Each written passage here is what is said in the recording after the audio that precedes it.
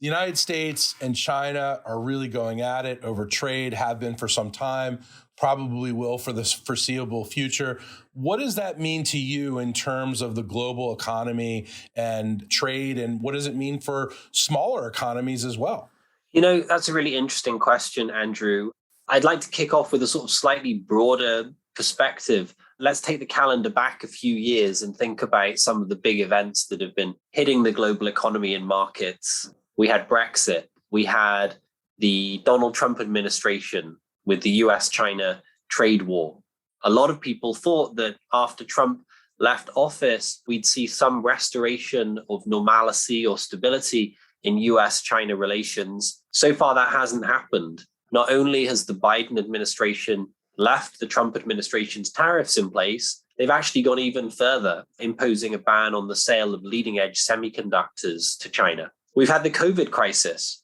A disease emerging in a wet market in Wuhan is not a consequence of geopolitics, but the response of the world to that pandemic, I think, also told us about how fragmented the world has become. Think about the blame game between Washington and China over the origin of the COVID virus. Think about how China mysteriously hasn't bought up Western vaccines, which it could use to give its population an additional measure of protection. And of course, most recently, we've had Russia's war of aggression, Russia's invasion of Ukraine. So all of these events, from Brexit to trade war to COVID to Russia's invasion of Ukraine, had a really, really marked and negative impact on the global economy and on global markets. The intensity of those events is going to fade. It's already fading. But I think the underlying cause, that global economy increasingly divided between different political blocs, I don't think that's going to go away. And so even as hopefully we get past the sort of current top of mind problem of inflation, I think we risk entering a world which is divided on geopolitical lines. And what that means, unfortunately, is a world of lower growth and permanent risk of higher inflation. Well, let's talk about inflation for a second. Why do you think or don't think it's likely to be higher and more volatile than it already is? So it's a really interesting question, Andrew. If we dial the clock back to 2003, Ken Rogoff, one of the real giants of international economics, at that time, the chief economist at the International Monetary Fund, he said, you know what, we're in a period of low and stable inflation, and that's great. And central banks get a bunch of credit for it. But there's also some big structural forces which are keeping inflation under control. And in particular, he pointed to globalization. Now, why does globalization help keep inflation under control? Well, I think there's two big reasons. The first is that globalization brought tens, hundreds of low-cost workers into the global economy. Workers from China, workers from the former Soviet Union. And that helped keep wage pressure under control. And so it also helped keep inflation under control. The second reason is that globalization allowed companies to set up shop wherever they could operate most efficiently, and hyper-efficient supply chains enabled them to get their goods from low-cost production centers to market pretty cheaply. Now, Rogoff back in 2003 was pretty prescient. He said, this is a positive right now, but let me tell you, if globalization starts spinning into reverse, then these effects are going to start spinning into reverse as well. If globalization spins into reverse, consumers in the West lose access to those goods made by super cheap workers in the emerging world. If globalization spins into reverse, supply chains start to break down. Potentially, we risk losing access to crucial commodities as Europe lost its access to Russian gas as a consequence of Putin's invasion of Ukraine and turning off the gas pipelines. And we're already seeing the consequences of that with a period of inflation that we've really not seen since the early 1980s. Fascinating. I want to bring Kirti in now. Kirti, how does all this relate to the topics we've been discussing on this podcast, on the chip war and on geotech wars in general? Do you see this trend across technologies and industries? I absolutely share Tom's view on this, Andrew, that I'm concerned that inflation is here to stay higher than and longer than we like. Because this trend of fragmentation, or let's call it reimagining globalization, has begun, and semiconductor chips is, in my view, just the tip of the spear, right? We have understood and recognized in our conversations, and the world has recognized that there has been this extreme concentration of manufacturing of semiconductor chips in certain parts of the world, like the Asia Pacific region, right? Now, this wasn't a problem until recently. You're describing, Tom, these geopolitical tensions became more and more focal point of discussions in the world, because for 40 or 50 years, we have enjoyed this process where, different countries in the very intricate, complex value chains of technology have focused on different comparative advantages that they're best at. Now we are concerned that if we have a lot of manufacturing, for example, in Taiwan, what that means if these geopolitical tensions escalate and China and Taiwan enter some kind of a conflict, how do we get access to this really foundational technology? So we are seeing this reversal of, it's a good thing that we are adding resilience in the system, right? It's a good thing that we are adding, for example, more fabrication, manufacturing capacities outside of Taiwan for chips so that we don't have to rely on just one region. But make no mistake that in the process, what we are doing is we are basically substituting economic efficiency for other objectives, right? Call it resiliency, call it national security, call it alternatives, etc. But that basically means that prices are pushed up. And semiconductors is like the foundational technology, right? It's in every single thing that you use. Now scale that up and think about a world where all these different industries are in pockets of fragmentation, right? Like some countries band together, ally together, and the value chain only extends over those countries and not over others. So I think there's sort of this systemic trend that is going to keep inflation higher than and longer than we like. What do you think, Tom? So I think what we have to do is to distinguish between the cyclical aspect of this and the structural aspect of this. So if we think about the inflation that we're suffering right now, part of that is a result of geopolitics. Part of it is because of Russia's invasion of Ukraine and all that meant for energy prices. And part of it is domestic. It's the response of workers who see higher prices and demand higher wages, and then with those higher wages, boost demand and start bidding up prices again. Now, on that cyclical aspect, we see inflation coming down pretty quickly from the very, very high levels we saw at the end of 2022. At their peaks in 2022, we had CPI readings in the US of 9%, in the UK and Euro area touching, I think, 10%. That's going to come down. And we think that by the time we get to the end of the year, inflation isn't quite going to be back where central banks want it to be, but still, it will be substantially lower than it was a year ago, probably in the 3-4% range. Now, what you're talking about, Kirti, and where I agree with you, is the structural risk of higher inflation, right? And that structural risk of higher inflation comes from that fragmentation of global supply chains, fragmentation of the global labor market. That's a longer term trend. Where's it going to show up in terms of the CPI numbers? Is it 0.5% on the CPI or 1% on the CPI? Or the central bank say, no, this is unacceptable and we're going to crush this inflation even at the expense of lower growth? I think that's a question that we're still going to be grappling with in the months and years ahead. And let me add another structural issue that I think keeps inflation up and high is demographics, right? You just talked about demographic divide or fragmentation, but there's also just the fact that the world is aging. And there are many big economies like the US, EU, and China, where the number of working age people divided by non-working people is reducing. So, we used to have, as an example, Andrew, 4 working persons per non-working person in the United States, right around before the pandemic. Now we are down to 3.2. And in the next 10, 15 years, we expect that number to be somewhere in the 2s, in the early 2s. So to me, that's another indicator of this structural move to a world where we live with higher inflation. Tom, I have to ask, and I know this is maybe an oversimplification, but is this fragmentation that we're talking about here to stay? So that's a really interesting question. And I don't have a crystal ball on geopolitics. I can certainly imagine a world where the United States says we benefit from global engagement and we have gone too far in terms of kind of politicizing supply chains. We need to have a sort of a new and stable normal in our relationships with China. Perhaps we even saw a little bit of a hint of that in recent remarks from Janet Yellen, the US Treasury Secretary.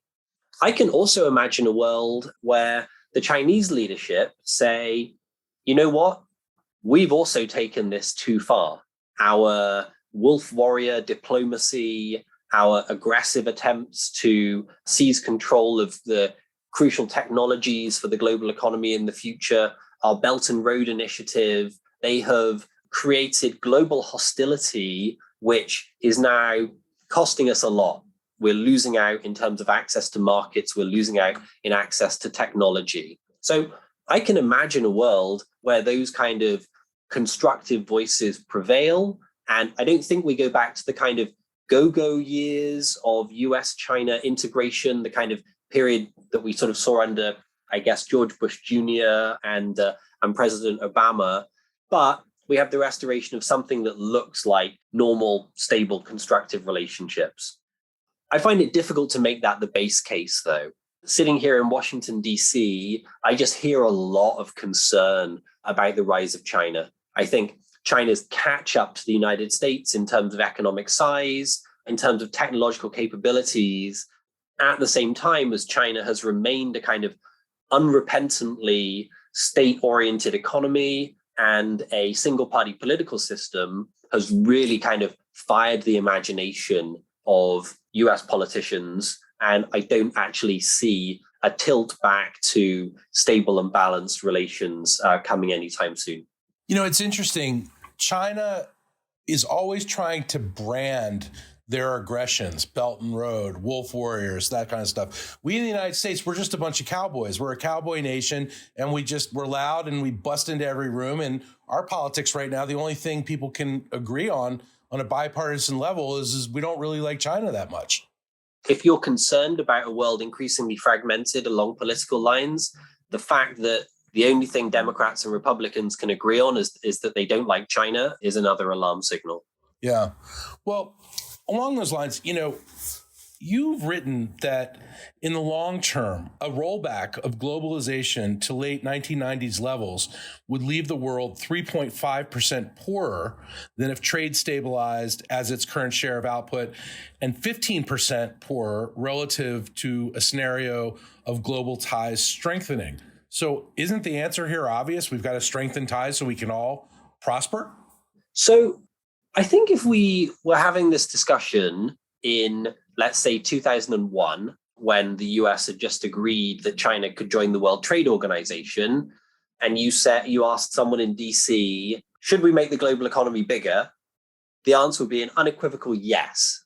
I think if you ask that same question today, the answer would be, well, is the US getting more of the pie or is China getting more of the pie, right? So when China was small and technologically backward and had yet to kind of flex its geopolitical muscles, everyone was happy to see China grow, right? And everyone was happy to see that add to global GDP. And everyone was happy to see that add to profits for all the US companies that have engaged in China in one way or another. Now, China has almost caught up to the US in terms of its level of GDP, has almost caught up in some technologies, rapidly catching up in others, maybe even has the edge in some areas. There's much more concern about the relative gain, right? If the world's getting bigger, I guess that's good. But if most of the gains are going to China and a smaller share of the gains are going to the United States, well, that's going to ring kind of geopolitical, strategic alarm bells here in DC. Kirti, I want to ask for your thoughts. So, I was wondering, Andrew, this is really a conflict between, like you said, Tom, two superpowers or an emerging superpower and one, or you could say between liberal democracies and systems that are more authoritarian, right? The number of liberal democracies in the world are reducing. We know that. And their proportion or their share of the global GDP that they contribute to the global economy is also reducing. We know that, right? Where does that leave us? How do we make sure that we don't burn the whole global economy down as we try to worry about the relative gains? How concerned are you both about the global economy, and what would your proposals be to try to contain the underlying forces of deglobalization or limit economic damage? So I think there's a risk here, both in China and the United States, that we have an echo chamber of hostility and negativity. And I think that's partly because there just aren't a lot of conversations taking place between Beijing and DC or New York and Shanghai right now. There aren't a lot of people flying back and forth. There aren't a lot of academic exchanges. I don't think there's a lot of diplomatic conversations taking place. And if the default view in DC is that China is bad and people in DC are only speaking to other people in DC, and the default view in Beijing is that America's bad and people in Beijing are only speaking to people in Beijing, well, the risk is that those narratives get amplified and we end up in a much worse place than we need to be. So my first suggestion is a bit more talking, right? It's pretty straightforward. Let's restart the dialogue, which was kind of accidentally closed because of COVID and doesn't seem to have really restarted in a meaningful way yet. My second suggestion is there's this sort of phrase that you hear a lot in US-China relations, which is something like a high wall around a small area, right? Let's define the strategically important stuff, whether it's leading edge semiconductors or whatever, or access to military technology, and let's put a really high wall around that so it's not shared with people we don't want to share it with, but let's allow all of the non-strategically significant stuff to continue on its normal course, right? Let's continue to have trade and investment and research and development and investment relationships and on everything outside of that wall. So to me, that's an appealing idea.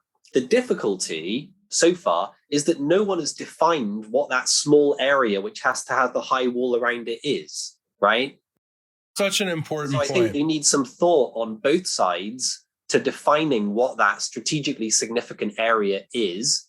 And in the absence of that sort of delimiting of the strategically significant area, the risk is that it just creeps wider and wider and wider and wider. And in the end, we discover we've built a high wall around our entire economy. You know, that's such an important point. And my colleague, Scott Kennedy, is one of the few scholars in DC at any think tank who has actually gone to China over the last several years and spent significant time there. And he came to a lot of the same conclusions that you're just presenting here. We have to kind of find dialogue, common ground, and figure out what that strategic discussion should be about. Kirti, I'd love your thoughts on this as well. Yes. This is the, high wall fenced in approach. I think, Andrew, you mentioned that we agree in Washington that we don't like China. Well, we have, although seen, as you know, some proposals on the trade side, better than I, and, export controls. That's where this plays out, in the front lines. Sometimes we have seen these entity listings of Chinese companies that American companies cannot do business with, or certain kinds of export controls that try to put that strategic wall around the most strategic technologies, but they tend to go too far too fast. And we have to caution against that. Let's use a scalpel, not a sledgehammer approach, even in those critical technologies, because we aren't yet ready. We aren't yet ready to create this disruption of the trade, of the technology, and come out the winner on the other end. The damage, and I would love to hear some numbers from you, Tom, on models that you have run, the damage that we would do from economic disruption of the current trade flows is high. But let me make it very specific for my industry, for semiconductors, for example, right? Of all the retail trade sales that originate from the United States, 35% end in China, but 75% pass through China and are sold in the rest of the world. So chips are sold into China and then assembled into different products, and then they're sold out.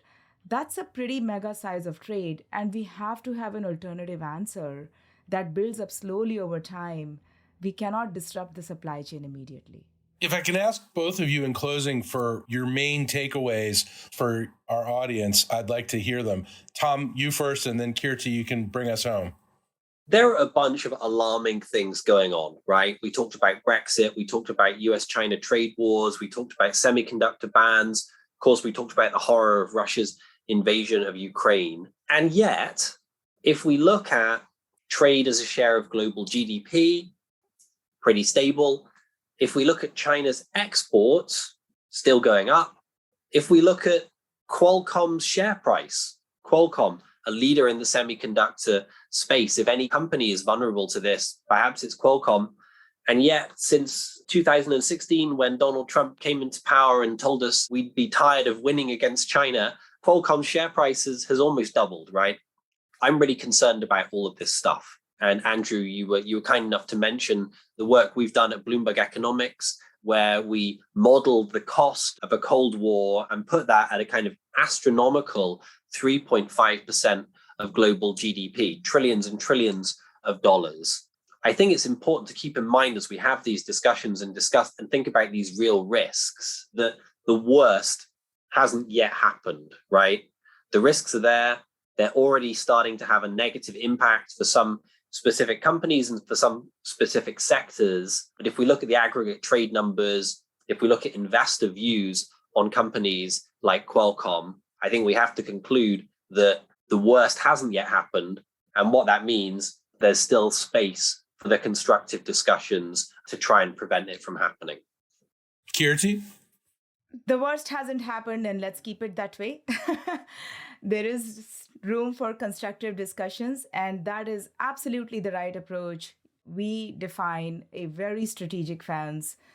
We contain as much we can contain, but we also play the timeline that is advantageous to all the players. In other words, don't rush this and be ready.